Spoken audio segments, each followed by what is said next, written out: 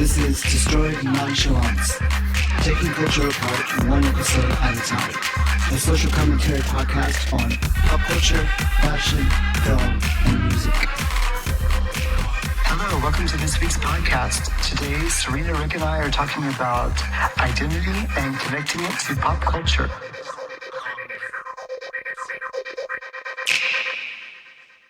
Hello, welcome to Destroyed Nonchalance. Once again, we're joining in on a Skype call where we're giving our own personal takes on identity representation in media. And you're juggling lots of roles for the magazine, right? Well, I'm editorial, I'm assistant editor now. So, yeah, I'm taking a little bit more of a role. And then we've got a launch party as well that we're putting together at the Design Museum.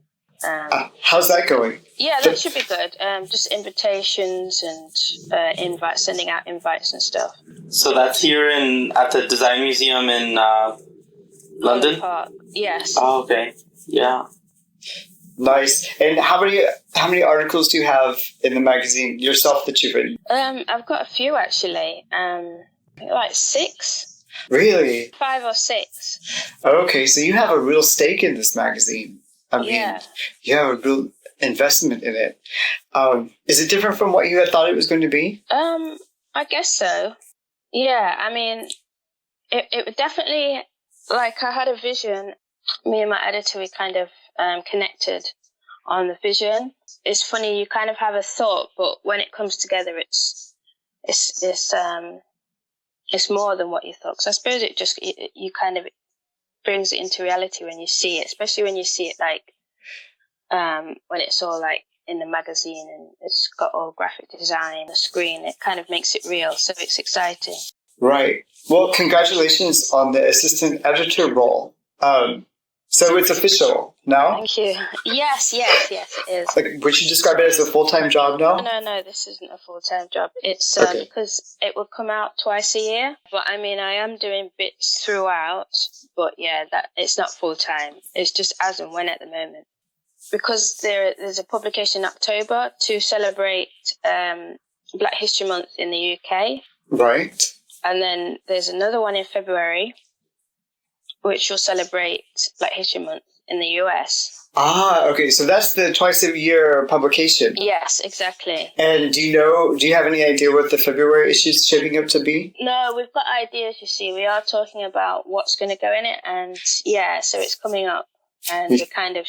Because since we've got this one out, there are stories that we're thinking would be good for the next one. So it's in the works. Wow, that's exciting. No, yeah. Again, congratulations. So, Serena, just a question. Has it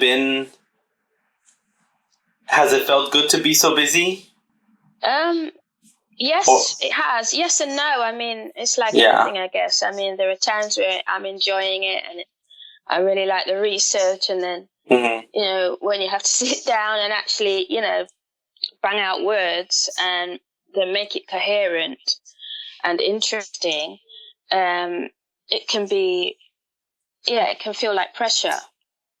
But then once that's done, and then I feel euphoric and everything. So yeah, it's a roller coaster. It's a creative process, I guess. And yeah, because I mean, I do still see your other project, your Instagram project, that's going really well. So I just wonder how much time you try to set aside for each, or if it's just play as you go, like you deal with the things as they come. I don't know how much you plan out. Gosh, yeah, it's tough but that my Instagram is more like it's kind of an instinct. Do you know what I mean? It's just something I have to do. I mean, but sometimes I can end up like, you know, working on a magazine or other projects all day, and then at like 10, 11 o'clock at night, I think, oh gosh, I want to like post this, you know, because I've got so many things I want to post in the bag for my Georgian diaspora Instagram. Oh, they're just ready to go? No, they're not. No, I have to curate them, put it together. So then I end up going to bed at like 2:00. I don't know. I think since working on the magazine, but even before then, and I was like that when I was studying. I don't know. I don't get much sleep, or like if I work on Georgian diaspora, I'm getting to sleep late. Yeah, and it's been like that for the past few weeks, and it is, I think, in combination with the magazine and everything else. Are you the type of person who needs a certain set number of hours to sleep? And then, are you more of a schedule person? Like, okay, I need to wake up by this time, but if I have to... No, I'm totally not scheduled at all. I'd like to be, but it never seems to... It's challenging to work that out.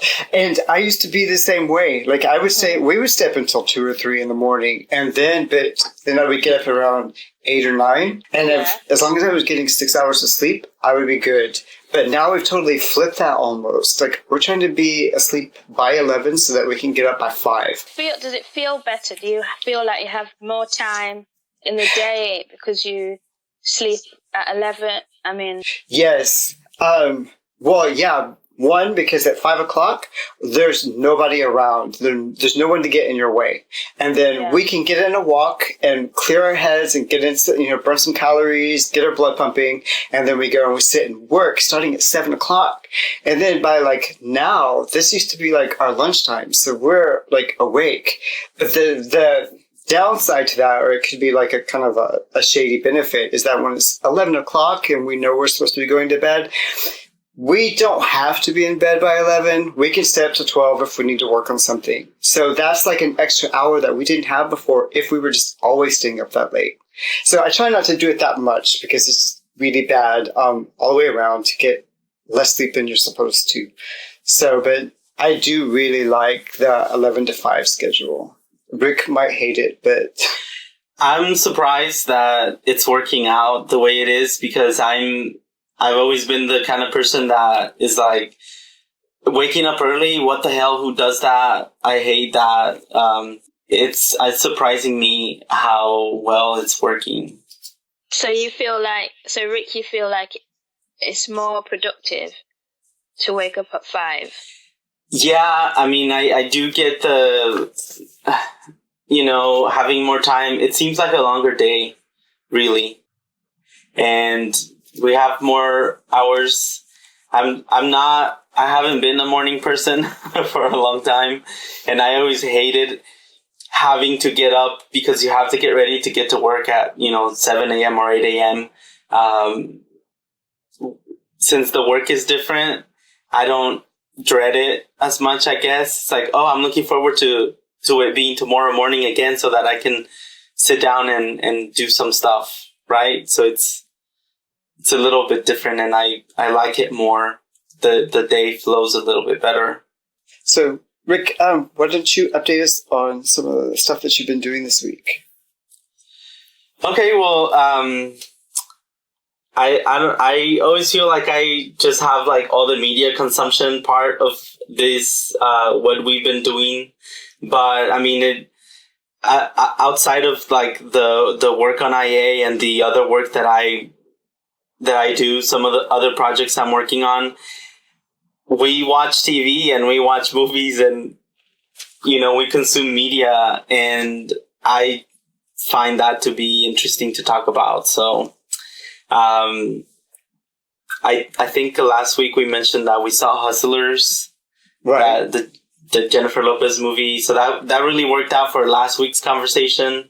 But we also saw Downton Abbey, the movie. Oh, yeah. Serena, do you watch Downton Abbey? I don't remember if you do or not. No, I don't actually. Oh, okay. Yeah, we had left it the last season for a few years. So it's been one of those shows where we know it's there and we know we will eventually watch it. But the movie came out, so we wanted to see it in theaters. So we just caught up with that real quick, and I liked it. It was good. It had the cinematic feel, and it had all the highlights that you would have wanted if you're a fan. I mean, is it different? It must be a different experience because it's like a series. It's like a series on TV. So I guess being in the cinema, it must like change the whole dynamic. See, I think that the movie was partially about that. I think that was kind of the subtext going on because I don't know if you planned on seeing it. I don't know if you would even see it if you haven't watched the series. That's probably one of the downsides. But the storyline and the plot line, I think, was an adaptation to the changing context of the show. And but the first impression I got was seeing that architecture and the detail and everything on such a big screen. I could really take it in, and your eyes just kind of go over it. And it made me want to visit the place in person. Everything was a bit grander, but that grandness itself became a contention within the plot. So yeah, no, I agree too, and it makes me want to go visit the castle and Highclere Castle. Yeah, and I after the movie went and looked up all the history and the current owners and what's happening and all these renovations that have been happening and how much the show Downton Abbey has actually helped them, save the castle. And having a castle. I'm sure you've heard Fashion Week or Fashion Month is going on. Oh, and, yeah, absolutely, yes. And I mean, like, I've seen highlights here and there, and it's weird how, like, London Fashion Week kind of just zoomed by because I went from seeing things about New York to then seeing, like, the thing everybody's talking about, which is J-Lo walking in that green dress at the Versace show, and that dress she wore in 2000, I think. Yes. So that's like all over Instagram and everybody's talking about that. But I haven't really heard very much about London Fashion Week or, any goings on, or usually when that is happening. And this is the women's Fashion Week. So the men's is always quieter. So we always see, Topshop doing things. You see fashionista people running around the city because, we walk everywhere. Yeah, very much has a presence within central London. We didn't really see that. I don't know. I mean, being right next to the London edition, sometimes we see like the Fashion Week vehicles. They're logoed like that, so you can you see the cars coming and going. Oh yes, the sponsored cars that take. We got the new iPhone as well. That process seemed pretty smooth, right? It's the iPhone 11 Pro Max. Oh yeah, Nice. It's all right.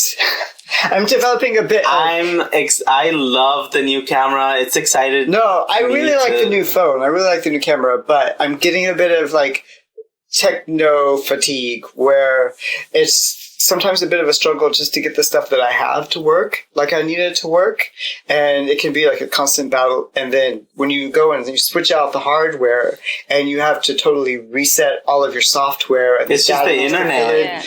That happened, and just the last two things for shows. So, Serena, have you ever watched the Dark Crystals movie, or what is it? Yeah, the Dark Crystal. Dark Crystal. It's from a long time ago. Did you see it? Yeah, I think I watched it years ago. Yeah, it's quite scary. I remember it being quite scary when I was younger. Yeah. It was, but it was interesting, and I had heard on that they've done a remake. It's like a prequel. It's a prequel to how it all got started because the movie is very dark, and it's like with the new series on Netflix. I mean, we have put it off a little bit because we know it's gonna be, or we're hoping it's gonna be good, and we don't want to watch it. But so we've decided every Sunday we'll watch a new episode. That way we stretch it out a bit more. But we watched the first episode yesterday, and my jaw is in the floor. It's just amazing.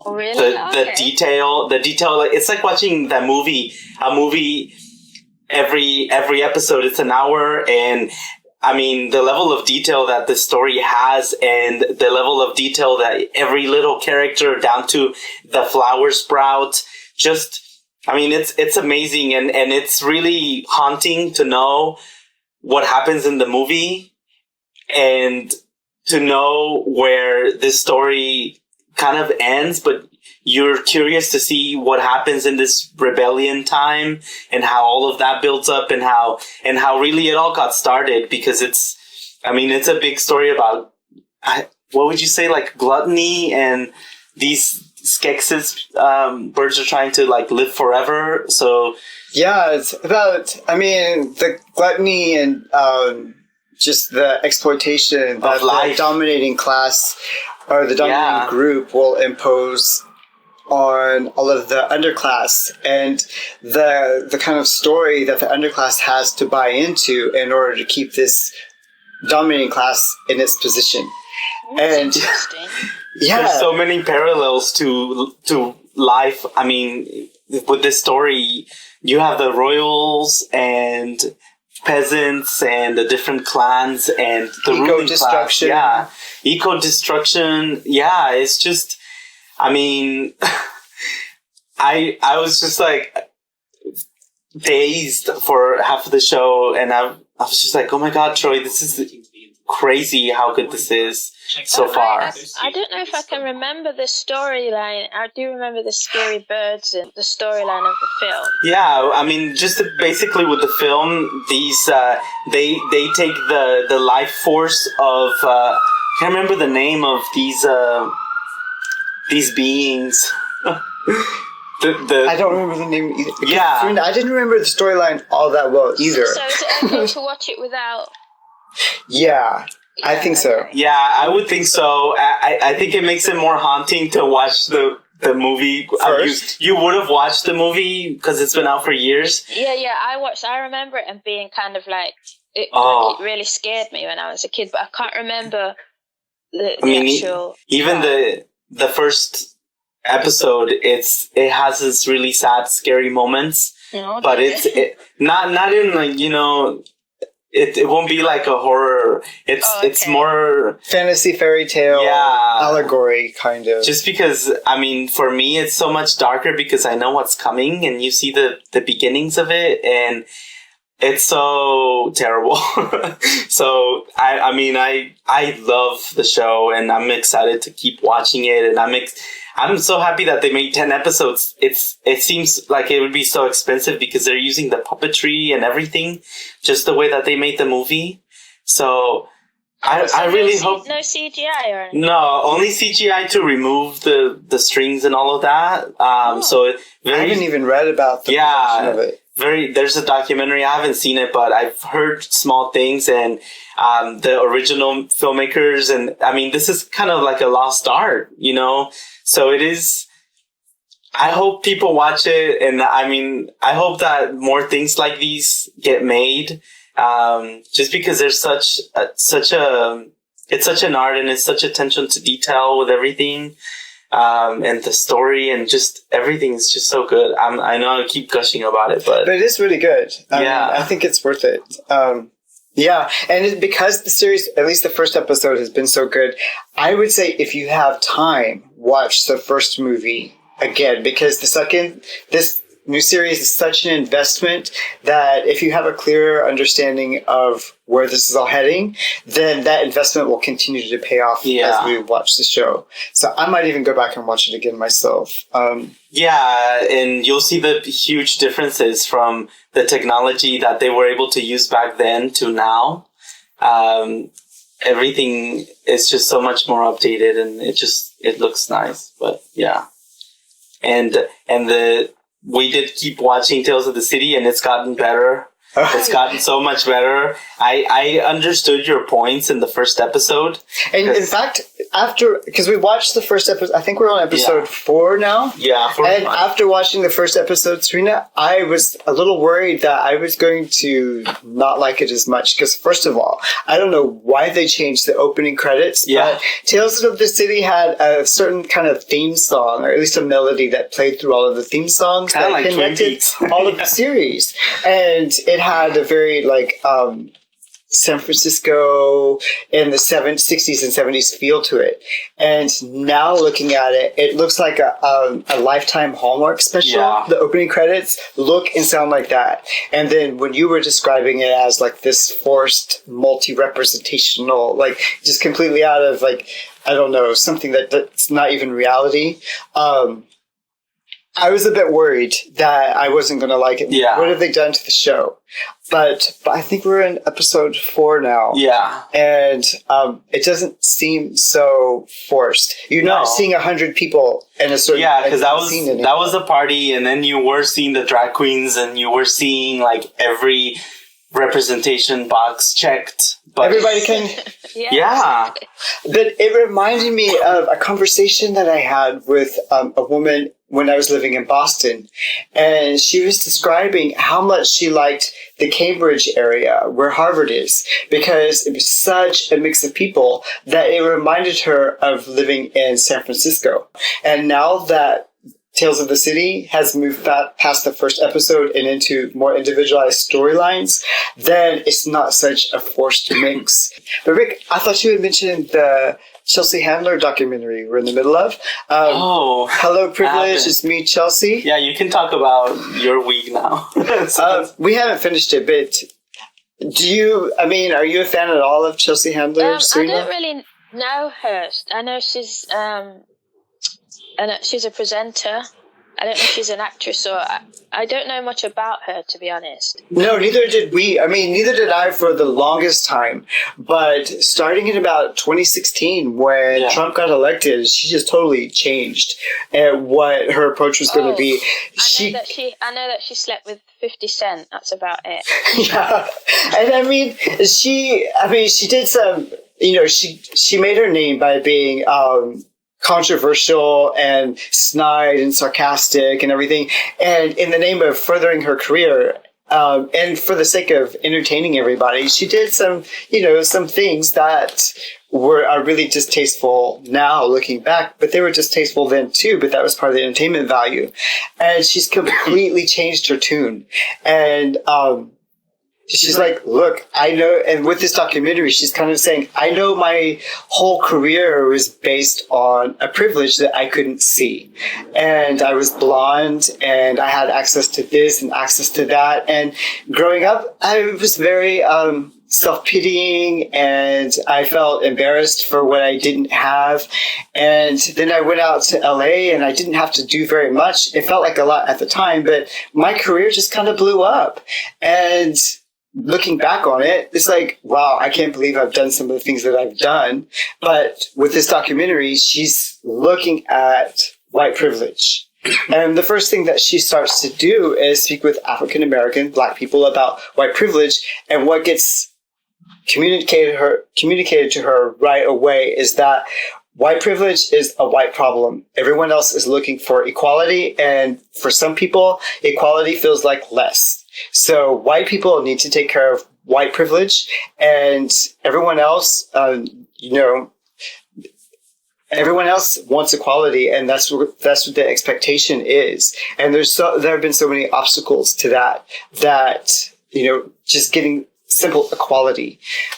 Again, we're halfway through the documentary. Yeah. Right now they're talking about voter suppression that's been happening, and how like tens of thousands of people every election cycle get wiped from voter registration, and they're denied access to voting. And so it's a really interesting take from somebody like Chelsea on, a problem that I think a lot of white people don't feel comfortable talking about if they're aware that there's a problem. And this kind of, but then the resistance to even acknowledging that there's a problem and that white privilege is the thing. But in terms of my week, I just want to mention a book that Jane recommended to me during our last supervision meeting. And I'm loving it. I'm really loving this book. It's called Designs for the Pluriverse. And it's talking about... Say that again? Design for what? The Pluriverse, Pluriverse, Pluriverse. And basically it's talking about, and let me say the author's name, Arturo Escobar. And he brings together to question if design itself can be used to help transform contemporary times, transform what we understand capitalism to be, what we understand consumerism to be, what we understand identity and access and opportunity to be. He's drawing, and he's not a designer, but design applies to all of that. Fashion is designed and Instagram content is designed. But when you start applying standards and reworking and innovation to any area, that becomes a process of design. Again, I'm halfway through this book and it's asking some really interesting questions, and it's bringing together a lot of theories for me that I've been looking at anyway in my research, but also introducing me to some new ones. It says, Arturo Escobar presents a new vision of design theory and practice aimed at channeling design's world-making capacity towards ways of being and doing that are deeply attuned to justice and the earth. So it brings together like this concern for humanity, but also for the planet, and you know, how can design help? What I'm liking about it is it gives a little bit of breathing room to some of the theories that I'm already familiar with. But it's introducing me to some new theory and some new theorists, but also giving it more of like an active direction. And again, the name of it is Designs for the Pluriverse, and it's from Arturo Escobar. Okay. Yeah. So that's my week, pretty much. Switching out the phone. What's the plot? Can you explain what the pluriverse is? The pluriverse, from what I understand, it's the kind of the heterogeneous connection of everyone's like particular space. So it's allowing that multiplicity to exist in conjunction and side by side. And it's almost like he's asking if design can help bridge these little, you know, pockets of identity and space and place in a way that's more empowering for more people, rather than it being so exclusionary and exploitative, if that makes sense. Yeah, it sounds interesting. What else have you been up to? No, that's pretty much it. I'm back in research mode, and I guess the biggest disruption to that is switching out the phone. But that's pretty much taken care of now. I do like the phone. It has a wide-angle lens that, you know, loving to take pictures. I like that new feature. It would have been great to have in Paris. Oh, for Versailles. Like for Versailles and just really everything. Like, it's like you can now, just one aspect, you can now take selfies just with one hand because it opens up a lot wider. So you can, it's like you have a selfie stick, but you don't have to be having a selfie stick chain. Essentially. Yeah, you get more context, and it's a more flattering angle too for selfies because you look nice and skinny and pretty. Yeah.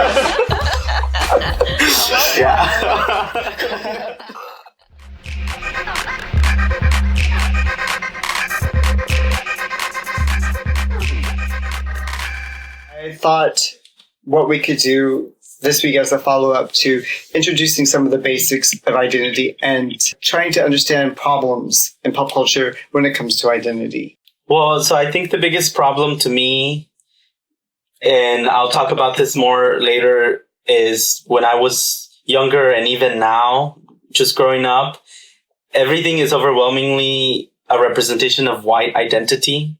So not that the stories are not good or valid, but it would have helped someone like me to see myself represented in media that I consumed. Right. As, you know, once I had the power to control the kind of media that I was going to consume. Because as a child, you watch what your family's watching, or they control, you know, the things that you can watch. But, you know, seeing representations of a gay Latino Mexican person growing up were pretty much not there. So I think that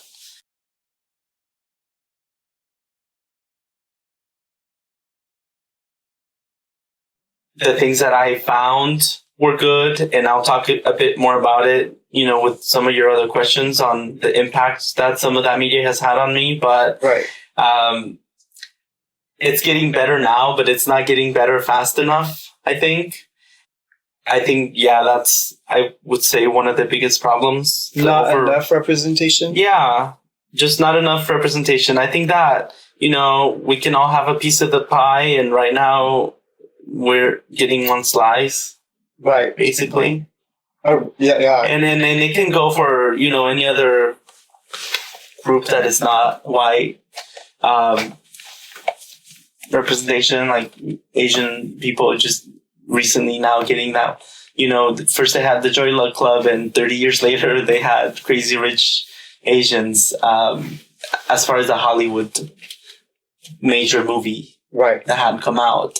Or you have, African American actors and producers and filmmakers being told that, nobody will go watch it. But then you have something like Black Panther, and it's the biggest selling movie, I think, at that point it came out from Marvel movies, of any movie that they had released. So it's there, the want and the need to have movies like that, to have representations, because we're in a mixed world, and every kind of background should have a go, I think.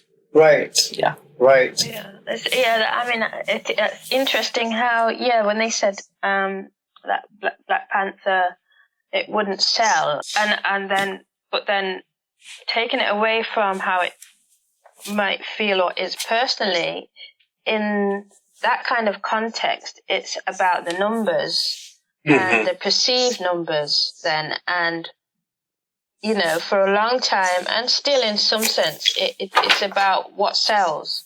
Yeah. What they believe will sell, and Black Panther, it wasn't just for like a black audience to consume. It was consumed by, a plethora of different people and different races. So it's interesting, the gatekeepers. Well, that's what I was going to ask about. Do you think that the fear that the numbers might have been really high might have played into that? It's easier to not believe that it's going to sell. How much investment do the gatekeepers have in maintaining a white superhero face on everything? Or do you think that's like too paranoid? No. That's not paranoid at all. I mean, when you look at the history and the true motives of Hollywood, and you couple that with white supremacy and white privilege, well, it makes sense to censor certain groups if you want to support yourself. That's just how it works. It's not math. It's a means. It's quite visibly there, and it's very measurable. Oh, exactly. Because I don't think no one's going to say, oh, we're afraid that the numbers are going to be high. It's that, it just won't sell. So it's just kind of written off. But I think there may be an underlying fear that, absolutely. It won't be written off. Of course. Absolutely. Well, yeah. The fear that it will succeed, the fear that the first black president is going to be the greatest president America has ever had. How do you contest that, once they prove you wrong? There's that fear, I think. And that's kind of what we're seeing, the aftershocks now in the wider culture. If you're not afraid of race, then the candidate is valued according to policy, or the movie according to the quality of production and everything. Mm-hmm. So, Serena, what are some of the other problems that you see about media, pop culture, and the presentation of identity? I mean, I think there's quite a few, and I think in terms of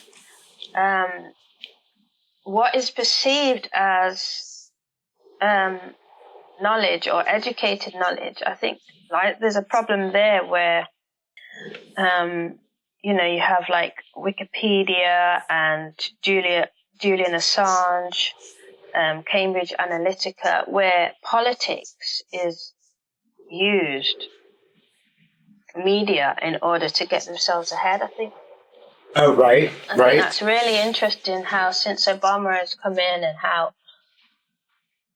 media is used to kind of further people's cause. It's almost like a lobbying tool.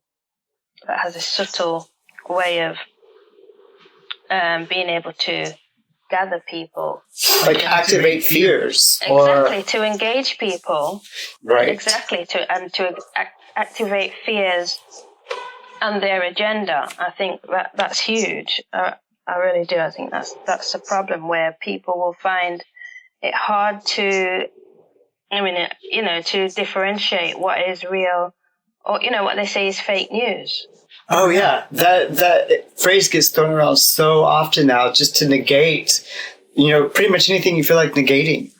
Like anything that doesn't really work towards what you need or what you think you need. Oh, it doesn't really like back my story up of, the event. So that one is fake, but this one does. So I'm going to use this one. That line is so blurred now. How are you supposed to understand someone on the other side of the country if the media that's coming to you, any way that you can find out about them, is distorted according to, I don't know, algorithm and political motive, that type of thing? How did you become aware that media can get it wrong? You start paying attention to more of what you consume, and you start really paying attention to what your dollar is paying for, and not supporting certain things. So, I guess a lot of it has been leading up to the 2016 election, and really looking at the environment and paying attention to what you support, what you don't.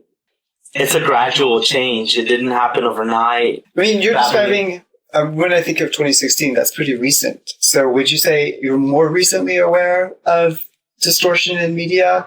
Or no, I mean, I've seen distortion in media since I was a child, and I was going to talk about this later, but the way that somebody was always represented in a telenovela, which is the media that, you consume in Mexico pretty much. Right. That's a distortion, and that distortion brings shame. And when I started pulling away from that distortion and finding new things and different things that exist outside of that, it's like, oh, this can be this way, you can live life this different way. And then you start, picking up the things that open your eyes. Right. And you're not so limited anymore by the media that is out there, that just puts you down. And then you start questioning, well, yeah, I like the story, but why isn't there any stories with this actor that, is a Mexican actor, or, people of color? It's always an actor that looks like this, or it's always a story that looks like this. Like, I keep seeing this story over and over. I mean, have we ever seen, what is, the new Lady Gaga movie that came out? A Star is Born. A Star is Born. Has there been a version of A Star is Born with people of color? Or is it always a white singer? And that's been made 4 times. Gaga being this gay icon, and gays were rallying around her to win the Oscar. Why is it always male and female? From what I understood from our conversation last time, that you had a pretty sophisticated understanding of media, and you were pretty aware early on. I would like to ask, how did you become aware of the identity distortion that happens in media? Do you remember that process of becoming aware? Well, I mean, I think I explained this a little bit last time, but I think we all do, like, in a sense, when you're young, and you're consuming information as you get older and you interact with other people. Right. You kind of see the difference. Well, I did. I could see the difference between what was my reality and what I saw on TV.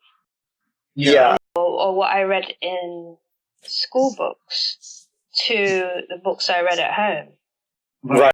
Were very different. I don't know if it's sophisticated or, I was just exposed to a lot of information rather than just one kind of perspective. Maybe I was able to, take in information from different perspectives. Right. And make sense of that. And that's what I've always done. Okay.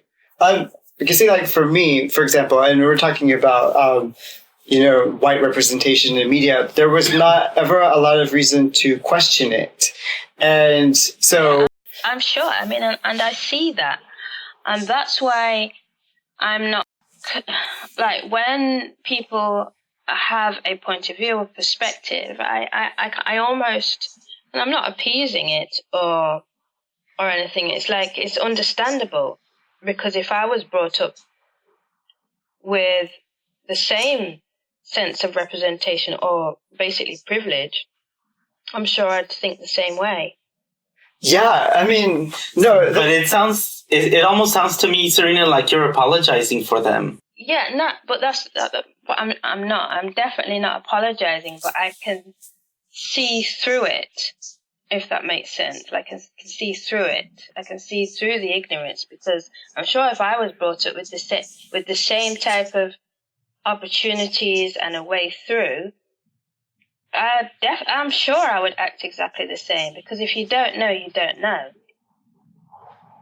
And in a sense, I mean, we all have our ways of thinking, mm-hmm. and we're all human in the end without the differences, and we all have different degrees of things. But what I'm saying is I can understand it, because if I was angry about it, then I wouldn't speak to many people. Do you know what things made you understand it? Like, specifically, can you point to a movie or a book or your parents giving you a talk or something, some information that you consumed helped you understand it, whether it was 10 sources or 100 sources, like you built it up. Do you remember where that came from? I mean, I can't point to like anything specific. No, yeah, I mean, I'm curious, because it's really interesting. I didn't realize, like, it wasn't, I explained this to somebody before, like, there was a young white girl, my neighbor, and it was her that said to me and pointed at my skin and said, "Why are you black?" And I didn't, like, fully understand what she was talking about. Mm-hmm. I must have been like, I don't know, like 7 or something, 7 years old. Oh, okay. And she was 4. Yeah, so that's like, I mean, it's something someone's asked me to write about, but just that disparity, I'd like to think you can see from that what that means. Right. What I mean by that is a 4-year-old white girl, has been taught or has an understanding of race before I did. And she was trying to understand it from what she's been taught through me. So you have to understand that she was 4, I was about 7 or 8. Right. And I had to go and ask my mum, what did she mean? And my mum said, you should ask her why she's white. But from that time, I remember being interested in why and what it meant. You know what I mean? Yeah. Yes. But I'm trying to explain the transition from the innocence that I had. I wasn't born, and the minute I was born, I was like a black baby. It doesn't. Right. That's not how I was brought up. Yeah, and I think the point is what I'm saying is the point that she brought it to me. I think that's what's important, is I was brought up as a human being before, I had understood, what it means to be out in the world looking how I look. Right. Or how how I'm perceived. Yeah, and I think that, I mean, for me in Mexico, growing up till I was 8, I mean, I was surrounded by people that looked like me. Yeah, sometimes there were like blonde people because there's a lot of Mexican people that are blonde and blue-eyed and, white skin. Nobody, you kind of just brought up, right? Nobody asks you, nobody asked me, why is your skin brown? And I mean, granted, my skin isn't very brown, but when you're out in the sun a little bit, maybe. But, no one was. I didn't have that experience like you did at 7, I guess. Or no. I get what you're saying, that you're just raised as a child. Your parents are not going to be like, well, you're a black child, and that's why I'm feeding you Cocoa Puffs and not, cornflakes. I remember the first time I remember race being brought up, and it was my parents asking me why do I have so many black friends? How old were you? God, I had to be like in the 5th grade. I don't even know how old you are when you're in the 5th grade. It never occurred to me to go home and tell my parents that I had friends who were mixed races and everything. It was only when they had signed my yearbook and my parents were looking at my yearbook and they're like, you have so many of these friends. And it was like, well, this is after the fact, and I've been friends with these people for a long time.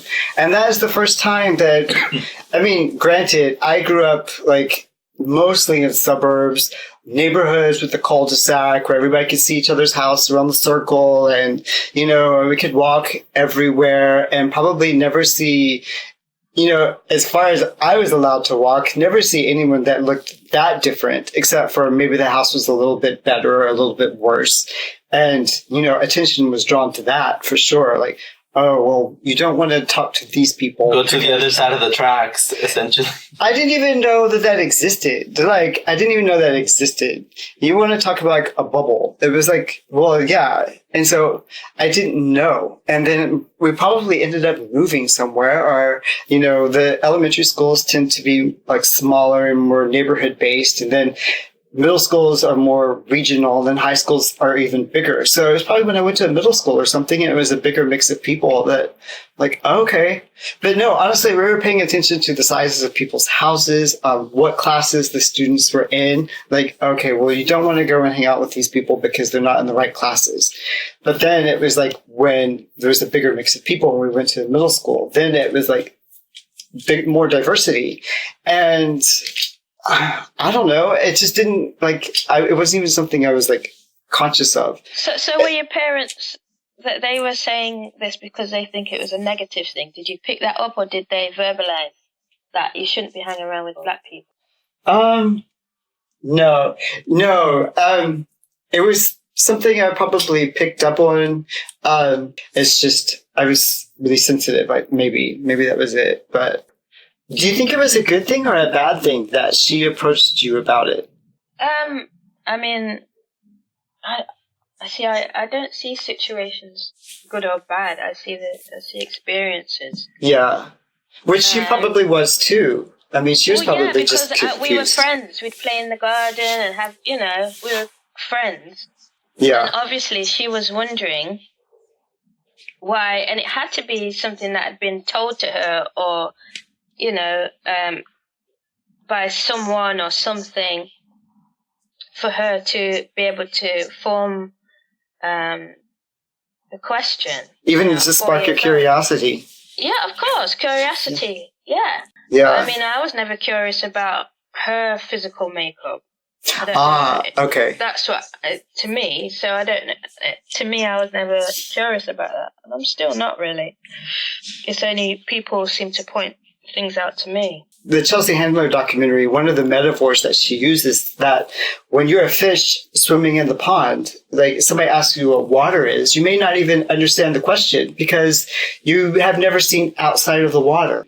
And that's one of the things that, that's one of my agendas, because we're all united and, put against each other in all different configurations. And sometimes we may not even be aware of what those configurations are, because I want to know also, how you might have been impacted by pop culture distortions of identity.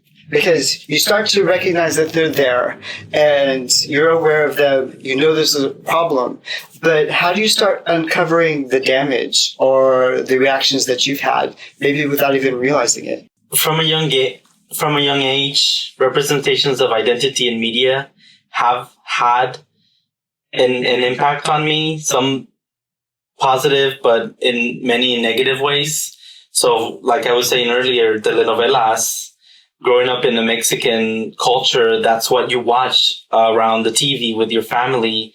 And as a queer gay kid growing up, that's all I have. And that brings, when a character like that is, if it ever is represented, it brings, feelings of shame, up because, they represent the molds, here's the guy, here's the girl. They have some trouble and tribulations and then they get married. So that is the molds that is represented there. And right. Me with my Mexican background and family and religion, all of that impacts identity, and it just throws it into a confusion as you're growing up. And so that just became something that I needed to break away from. Much of Mexican media mixes religion and roles, like I said, that you have to identify, and that are only represented in TV. So like in my teens, once I was in America and I had the ability to access more media that helped me explore and understand my feelings, that opened up a bit. So movies like The Dreamers, where the lines were blurred between what love can be. Right. Then you have, movies like Boys Don't Cry or Bad Education, where you get to see the lives of gay people, yes, living with struggles, but still living their truth. Right. Seeing these lives represented even in a small way helped me deal with my feelings, and it helped me feel less alone. Just some other movies, Maurice, Cabaret, Hedwig and the Angry Inch, Angels in America. I mean, the list goes on. Shows like Queer as Folk or even Buffy just helped me see that there's other paths in life rather than hiding who I am as a gay man and hiding behind a religion or living a lie. I mean, really, there was a point where I had to decide, okay, am I gonna, be with this girl and marry her and live that lie, or am I gonna not do that and, live my life? Right. And I decided, no, I'm not gonna do that. I basically found what could help me in this aspect of my life. But even then, like most of the media I found and consumed, really rarely featured characters that looked like me. And now on the other side of things, then I can, like I said, open my eyes and begin to question certain things about that. Like, it's just it's like a lifeline. Right. And, some kids that don't have that lifeline. Like, I was just thinking as Rick was talking, like, it's a double-edged sword, really, when it comes to media. There are the positives and the negatives. But I remember, I've read books from a young age and was always looking at images that I felt represented me, because my mum, she was a Black history tutor. So from a young age, I kind of got that instilled in me.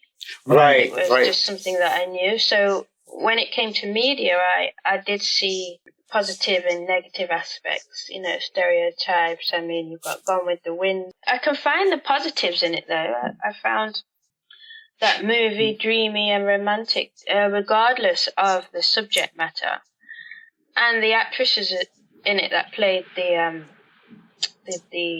black parts, it was interesting to watch. And as much as some see it as a negative aspect, I can see the positives in it. I mean, and then you've got films like the ones that affected me in a positive way. A film called Daughters of the Dust, which is a brilliant, art house movie.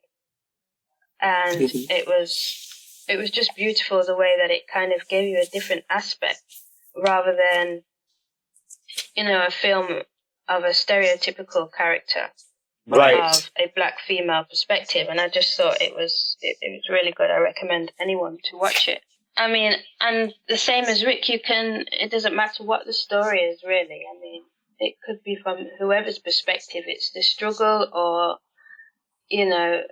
it's the journey, it's the narrative that you kind of relate to. And the older you get, it's the experience. Yeah, I remember for me, the impact was at just a certain point, and I think it was like right after I graduated from high school, I just felt so betrayed by media. I stopped watching most everything, except I stumbled onto David Lynch. I'm telling you, for like a year, I had Twin Peaks and Fire Walk with Me just on loop in my room, and I wouldn't play anything else. And that was, I wasn't exactly watching it, but it was the only media, was any pop culture media that was coming in to my room, my existence. And even after I moved out of my family's home, I intentionally didn't have a television for years. And I bought one television and I painted it a solid color of aqua green and like wrote all over it. And that was the only TV that I had in the house for years. So what was it what were you so betrayed by? It just got to the point where like, okay, I think Friends was like a big series at the time, and I didn't give a shit about any of those characters. They weren't saying anything that was relevant to me. The whole formalized television stuff where just what was passing for entertainment just didn't speak to me. The more attention I paid to it, the more I was just going to be brainwashed. And I listened to music and I loved music, but more than that, I liked getting a keyboard and playing the sounds and going around recording things. And I loved painting and taking pictures and kind of creating and recreating my own little world and doing my own stuff. And I totally broke with it. It felt like what it was. It was like the sitcom formula was like bullshit, or like the soap opera was just crap, or, even the nightly news was just so slanted. I totally broke with it. It felt like a big lie. And because I wasn't accepting the fact that I could learn through empathy. That's kind of how I'm understanding what you and Rick are saying about, well, the person doesn't have to look like me. They don't have to be living like me, but I can understand empowerment or, creativity or love through the eyes of somebody else, through empathy. It was like, no, I didn't have that capacity. Sorry to cut in. I don't think it's purely empathy for me. Right. What it is, since I've had my awareness from a young age, and I explained it last time, how it became like a way of mistrust. Right. So it's almost observation of the other. So you're observing them and you're observing the other, but you're seeing things in it that you can relate to. And even lessons that you can apply to yourself. Exactly. Okay. And also how to communicate and how to live in a hegemonic society who has a fixed way of how I should be perceived. Right. For me, watching Friends or, I observe so that I can see and articulate, where the problem lies. But these people, they seem more like styrofoam than anything human. And I shut it out and I would interact with people around me. And like, I had moved to Austin at a certain point, and it was like, no, this is why I understand humanity to be. It's not this styrofoam stuff that's coming through the television. I mean, I wouldn't even feel like I was observing any other. It was like I was observing static that had like a fake human face on it. Yeah, it does. It definitely makes sense. But for me, you see, in the world I was living in then, or the way people were relating to me, is discrimination, or I'd be put aside, or people would be chosen before me, even though I've got the same qualifications, etc., etc. Of course, I've got many stories about being a minority. So, yes, watching the styrofoam or the skewed news that would always be against people that looked like me or people from my community, watching the news and observing it, not just taking it in empathetically or believing the bullshit.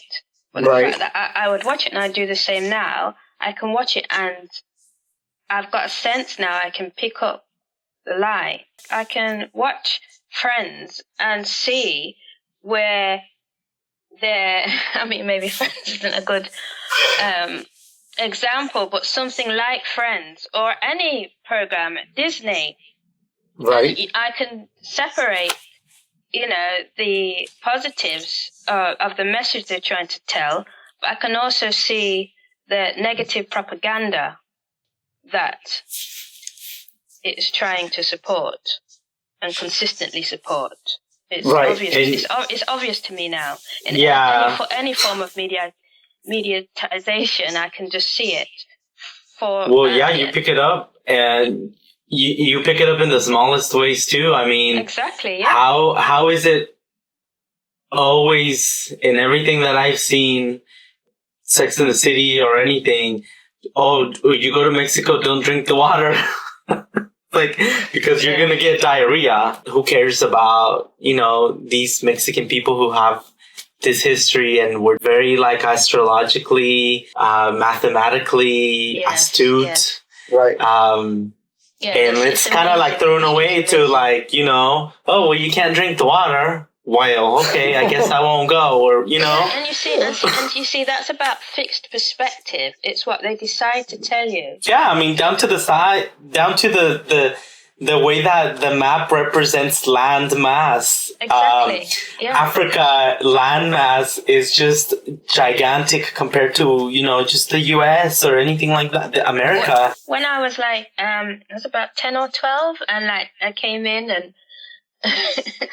And my mum, she kind of sat me and my brothers down, and she said, "Look at this map." And we have those big wall maps that you have, right, huge ones, and she turned it upside down and said, "This is how the world is." Oh wow! Oh really? This is how the world is. She was, Yeah, that's amazing. From then, it's she was consistently kind of opening my mind to kind of what I was told in school to kind of that there's other information out there to choose from. Just giving us this completely different perspective. Right. It was food. It was food for me, and it's helped in navigating. That's amazing. And I think that it'd be great to adopt that kind of metaphor for I think what this podcast is about. Don't be afraid to turn the map upside down. That's really inspiring. Yeah, I'll never forget it. All right. Well, thank you again. I've loved this conversation. All right, everybody, have a good day. And thank you. You too. All right, bye. Bye. Thank you for listening. We hope you enjoyed it. Make sure you subscribe to our podcast. We put it out weekly. And follow us on social media. We're on every platform. Instagram, Twitter, Facebook. We're everywhere.